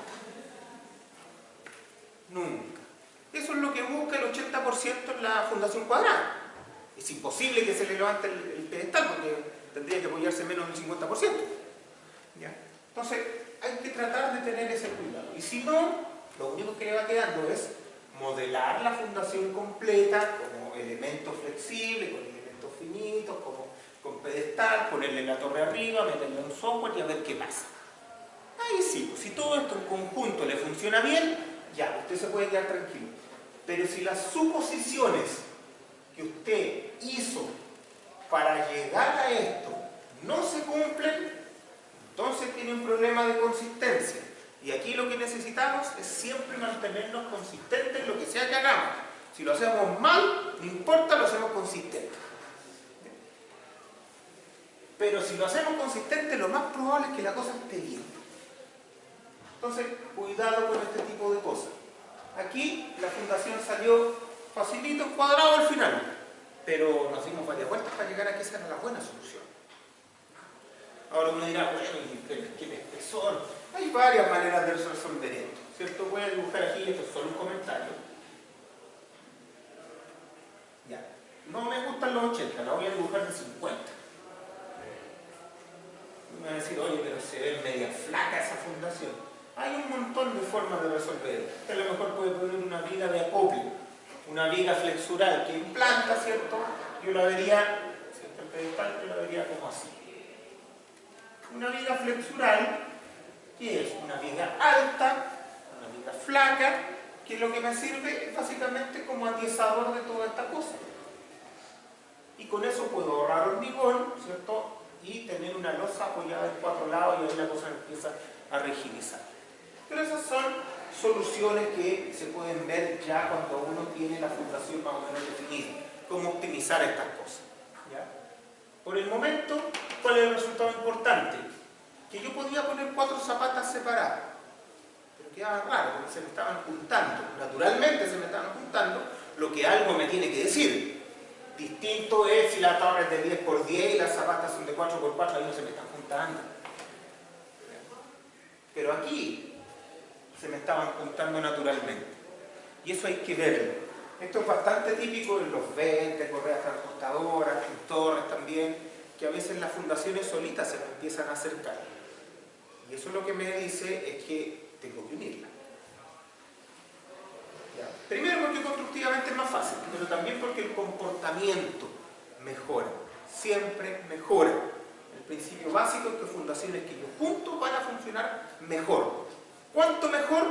No lo sé, yo a veces simplemente la junto y no hago nada más. Y digo, bueno, si estas fundaciones ya funcionaban bien, si yo la pego a la del lado, lo único que sé es que funciona mejor. ¿Valdrá la pena optimizar más? Yo creo que no, porque no le voy a poner menos de 1 metro para afuera. Entonces no tengo nada que optimizar. Alguien dirá, ah, pero a lo mejor aquí le puedo hacer un hoyo al medio y ahorro un millón. Yo lo he visto. Yo no lo haría, pero lo he visto. Claro, así es que ese hormigón no aporta tanto, sí, no aporta tanto, pero sacarlo puede ser más difícil y más caro que dejarlo. Porque claro, yo ahorro material, pero subo la mano de obra, subo los moldajes. ¿Cómo anda la fabricación de armadura? Entonces, ojo, esta cosa tiene que ser equilibrada. Si no, podemos llegar a cualquier dirección. Ya, creo que le sacamos suficiente provecho a la torre, así que la voy a dejar descansar. ¿Sí? Por ejemplo, ni siquiera en edificios tan altos, sino en edificios de mediana altura, a veces se usa en otros países pórticos con arrozamientos concéntricos. Y no sé, personalmente yo creo que no se han fijado bien esos levantamientos. ¿Ha habido ya algún reporte de que ha fallado la cimentación? Yo no conozco acá en Chile que hayan fallado las fundaciones por levantamiento. De repente hay fallas en fundaciones, pero son bastante menores. Ahora, yo tengo la impresión, y es una cosa bien personal, que se dice que las fundaciones no han fallado porque la gente no las inspecciona y no las va a ver porque están debajo de la tierra. En obras portuarias, también tengo harta experiencia, ahí sí se ven las fallas porque los pilotes se cortan, los pilotes se salen, no se asientan. Ahí es súper claro, en cada terremoto tenemos la embarrada en las estructuras portuarias porque los pilotes siempre tienen problemas. Entonces, claro, uno dice, mira, las fundaciones que se ven muestran fallas. Las fundaciones que no se ven no se muestran fallas, no muestran fallas. Pero no muestran fallas porque no se ven o porque no tienen. Entonces, el decir no han mostrado fallas es malinterpretar la evidencia. Yo puedo contestar, no se han visto muchas. ¿Significa que no hay? No, yo definitivamente no creo que sea por eso. Creo que porque las fallas no han sido catastróficas y por eso no se han visto. Por ejemplo, si usted una fundación bajo tierra se le parte, usted no lo va a ver. Solamente cuando allá arriba el pedestal se lo enchueque, algo pasó. Pero bajo la tierra no lo va a ver.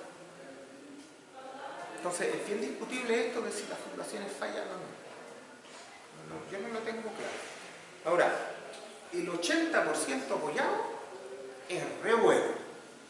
Históricamente ha demostrado ser muy bueno. Por ahí se dio la discusión de, oye, y si es tan bueno, ¿para qué le vamos a poner esto? ¿Para qué vamos a poner otra cosa si ya sabemos que es bueno? Y es cierto. Se discutió mucho, ¿por qué vamos a poner algo más si sabemos que lo otro es bueno? Y después de darle muchas vueltas, terminamos que había que ponerlo, por una sola razón, y es que es conceptualmente ineludible. Si yo digo que esa es la máxima carga de tracción con la que yo voy a aceptar mi diseño, yo sé que mi estructura va a llegar a producir eso por diseño. ¿Cómo podría yo no tomarlo en la fundación? Es ese el problema. Podría tomarlo con esta teoría, de sacarle más punta al lápiz en el suelo, darle más peso. Pero no puedo dejar de tomar esa carga. La considero válida para las columnas, para los diagonales, para un montón de cosas. Y no la voy a considerar válida Ese era el problema. Los ejercicios nos han llevado a que a veces esto basta y esto sobra. Cuando hay harto volcamiento, esta cuestión se cumple sola. Pero cuando no hay tanto volcamiento, como en este caso, no hay tanto volcamiento, que hay más tracción. Mucha más tracción que volcamiento. Ahí no se cumple solo. Y esos son los casos en que esto empieza a ser más importante. Cumplirlo. Porque si no, esta cuestión usted la mete en análisis tiempo historia y se le va a levantar la pata. Claro, después uno empieza a discutir, oye, que se levante la pata, ¿es bueno o es malo? Hay mecánicos de suelo hoy por hoy que dicen, no, es bueno porque disipa energía. Se levanta la pata, pega la pata, disipa energía. Sí, pero usted lo está mirando desde el punto de vista de la disipación de energía sísmica y no de cómo le quedó la correa que está al otro lado. ¿Cuánto le giró el velo por esa levantadita de pata? Lo más seguro es que esa levantadita de pata le haya costado la producción de todo el mes. Y claro, la estructura quedó perfecta, pero no puede producir. Y lo único que yo quiero es producir. Entonces, claro, ahí es súper claro. ¿Es bueno que se levante la pata? No. ¿Disipa energía? Puede que sí. Pero no es bueno para la operación. Yo estoy cuidando la operación. Ojo con ese tipo de cosas, que es bueno siempre saber por qué hacemos las cosas o por qué no. Hay cosas que nos pueden convenir en una situación y pueden ser muy poco convenientes en otras.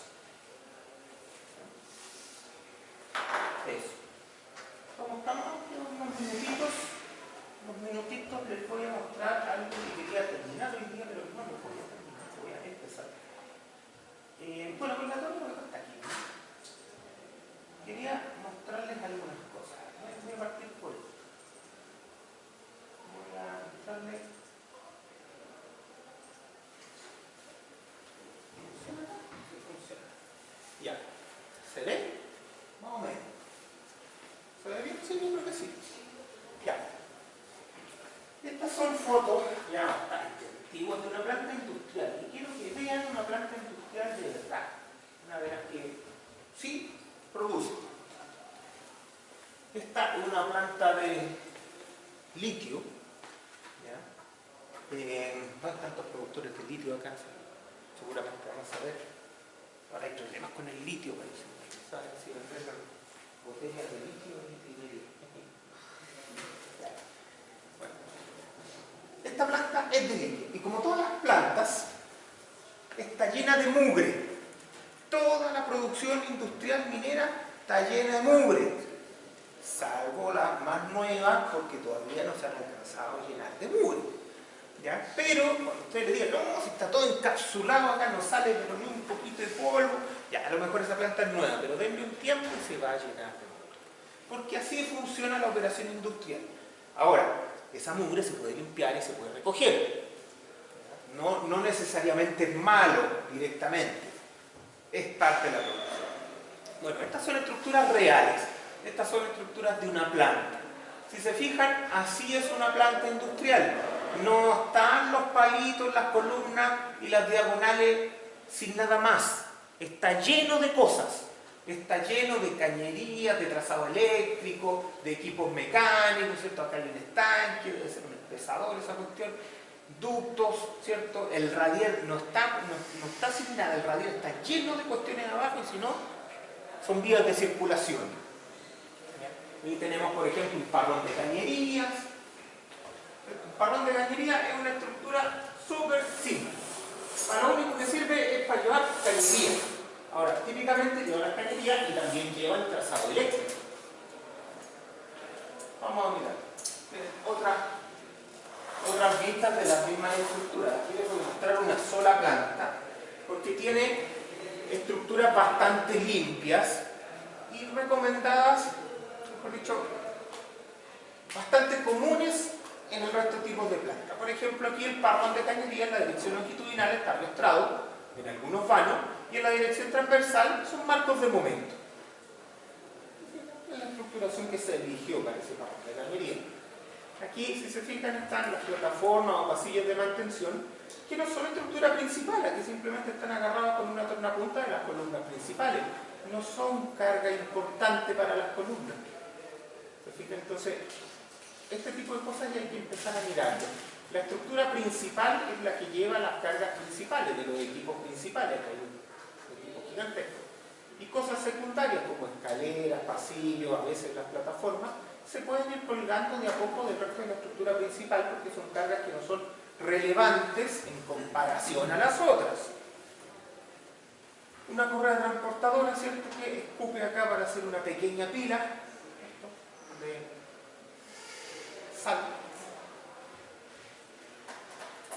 Un equipo muy alto, ¿cierto? Aquí, fíjense cómo son las conexiones. Estas son conexiones bien chilenas. Llega el choquito y se hace un empalme. Significa que el nudo llega en uno de los elementos, llega de taller y se hace un empalme en los otros elementos.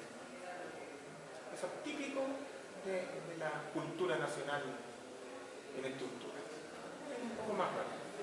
Cruce de diagonales, ¿cierto? Aquí cualquiera diría, oye, que si las pones para el otro lado resisten más. Las pusieron para el lado malo. Bueno, es discutible. Desde el punto de vista de pandeo, sí, están para el lado malo. Pero desde el punto de vista de la conexión, podría ser mucho más fácil y cómodo esta orientación. Entonces hay que ver ahí. ¿Qué ando buscando? ¿Qué es lo que me conviene? Si quedan mal conectados, no funcionan. Entonces, muchas veces nos pasa este tipo de cosas. ¿Cómo orientamos los perfiles? ¿Cómo estructuralmente son más eficientes o de la manera en que los podemos conectar mejor? Ambas soluciones son posibles. Una plataforma. ¿Qué choreza de plataforma? Esta aquí con bomba atómica la botamos, ¿cierto? Miren los anclajes. ¿Qué les parecen esos anclajes? Bien dúctiles. No, esta cuestión. Bueno, primero con esa silla, ¿para qué? Evidentemente, una plataforma alrededor de un equipo no es una estructura en la que yo vaya a desarrollar utilidad, ni la quiero. Esta porquería probablemente tocó en todos los perfiles mínimos, ¿cierto? Alguien le puso esas columnas, ¿cierto? Un H20, probablemente esa cuestión es 33.8. Y también probablemente con una columna de L10, esta cuestión estaría holgada por mucho. Entonces hay que tener cuidado con esto. No todo es para que se suba un elefante. Muchas veces simplemente es para que circule alguien con un pañito para limpiar. Edificios más grandes, ¿cierto? ¿Qué son las cosas amarillas? Normalmente son equipos, ¿cierto? Y si son amarillos son rieles. Esos son los monorrieles de este edificio. Y son equipos mecánicos, probablemente también diseñados por estructurales, pero con otras condiciones distintas a las que nosotros tenemos. Ahí tenemos otro anclaje, muy lindo, ¿cierto? Pero probablemente no va a fluir jamás. Ahí tenemos una correa un poco más antigua, ¿cierto? Tiene su característico chorreo blanco, ¿cierto? Como cualquier correa de salar que se aprecie, que se respete, ¿cierto? Tiene que estar bien chorreada. También da para comentar, en el diseño muchas veces nosotros no consideramos estas cargas. Y ese es un error de diseño, no necesariamente es un error de mantención. ¿Por qué? Si yo sé que la operación normal de esto considera que esto se va a chorrear, que esas costras no se van a remover y por lo tanto tengo la seguridad absoluta de que van a estar, son parte de las cargas de operación. Ahora, si me ayudan, tendré que considerar una combinación en la que no estén. Pero son parte de la operación, evidentemente. Eso no quita de que uno tenga que poner en los planos que ojalá estas cuestiones las limpien una vez al año. ¿Ya? Pero como parte de mis cargas de diseño deben estar. Esto también se da a veces en los stockpiles. Que la gente dice, oye, ¿consideraste la carga de polvo que se acumula en los perfiles? No, porque no debería estar. Es un stockpile, está lleno de polvo, el polvo flota, va a estar ahí, va a estar siempre, y más aún, nadie lo va a remover. Entonces, ¿tendré que considerarlo? Obvio que sí, porque es una carga de operación. Podemos discutir en cuánto consideramos, cuánto le ponemos y después cuánto lo reducimos para el sismo. Pero no discutir sobre si va o no va.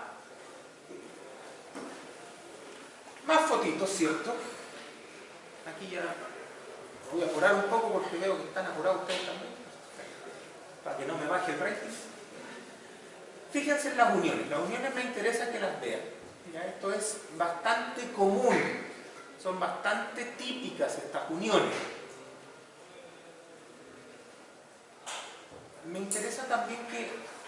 vean cómo esta tremenda cantidad de cosas que atraviesan por todos lados, nosotros no las vemos cuando hacemos el análisis. Nosotros decimos, van a pasar cañerías, van a pasar la paranda, van a pasar la trazado eléctrico, cualquier cuestión, los ductos, el equipo, y vemos palitos, pero la verdad es que esta cuestión queda súper colapsada. Cuesta mucho después pasar un elemento nuevo o cualquier otra cosa, por eso es que uno hoy por hoy trabaja mucho con este tema del BIM, ¿cierto? Con el Building Information Model, sobre todo para que una maqueta electrónica le pueda decir, oye, en realidad puedo poner este perfil ahí porque si lo pongo más allá, le voy a pegar otra cosa. Para el asunto de la interferencia funciona muy bien, ¿ya? Porque estas plantas, evidentemente, yo quiero que sean lo más compactas posible, pero que le quepan las cosas adentro. Y no es raro que no les quepan las cosas adentro. Eso también es típico chileno, que después nos estamos dando cuenta y tenemos que hacerle más niveles para arriba para poner los equipos que no entran. Aquí hay otro nudo, un nudo de diagonal, y uno dirá, oye, pero ese nudo es de momento, no es un nudo axial, no tiene, eso no es una rotulita. No lo es, pero ¿cuánto necesitaría girar esto para que estas cosas empiecen a tener momento? Acuérdense, necesito dos cosas para que parezca momento. Necesito la capacidad de poder tomarlo, y sí, esto tiene la capacidad de poder tomar el momento, pero también necesito que esta cosa gire para que se produzca el momento. Un nudo como este probablemente no gire de una manera importante. Por lo tanto, no va a aparecer momento, aunque yo haga una conexión de momento. Muchas veces conviene hacer este tipo de conexión porque es mucho más fácil para el montaje. Fíjense, los tres choquitos vienen de taller soldado a la columna y yo hago un panel acá lejos. Eso es muy fácil para el montaje. Probablemente tiene cierta pérdida en lo que tiene que ver con desempeño estructural, pero es fácil de montar y queda bien. ¿Cierto? Ahí el Borisay, que el jefe que tenía yo, no sé si se vio, pero ahí está la viga, el espesor ahí es como en la mano del jefe, como 5 centímetros, la cantidad de penos que hay gigantesca. Esta es una conexión, un empalme de momento. Ahí un traslape de columnas, un empalme de columnas y distintas cosas. Bueno, ya creo que con esto ya me entendieron cómo son estas plantas. En realidad lo que quiero mostrarle aquí es algo realista, algo que tenga que ver con lo que estamos viendo. En la próxima clase, aquí, por ejemplo, tenemos el uso de cables tensores. Aquí hay de todo. Tenemos los puentes grúa, el puente grúa aquí, ahí tiene la viga portarriel, y por el otro lado debe haber otra viga portarriel, más uniones. Estos son estanques, aparecen muchos estanques en las plantas, en casi todas las plantas, porque los estanques sirven para agua industrial, para combustible o para procesos, ¿cierto? En la minería aparecen muchos estanques que son clarificadores o que son espesadores, son estanques muy grandes. Entonces también aparecen típicamente estos estanques. Bueno, yo creo que aquí ya estamos bien, lo vamos a dejar hasta aquí por hoy día. La próxima clase voy a contarles sobre un proyecto real también. Vamos a mirar un poquito los planos para ver cómo son los planos del proyecto. Vamos a mirar una memoria de cálculo también que tengo por ahí, antes de meternos directamente al otro proyecto, que ya no va a ser una torre, va a ser un edificio tampoco complicado que vamos a tratar de resolver también dentro del curso, ¿cierto? Un edificio de marcos de momento, un galpón que ya no va a tener solo el trabajo axial, sino que van a aparecer flexiones y cosas un poquito más graves. Eso, el viernes ustedes entregan la tarea, hay ayudantía, vayan a la ayudantía.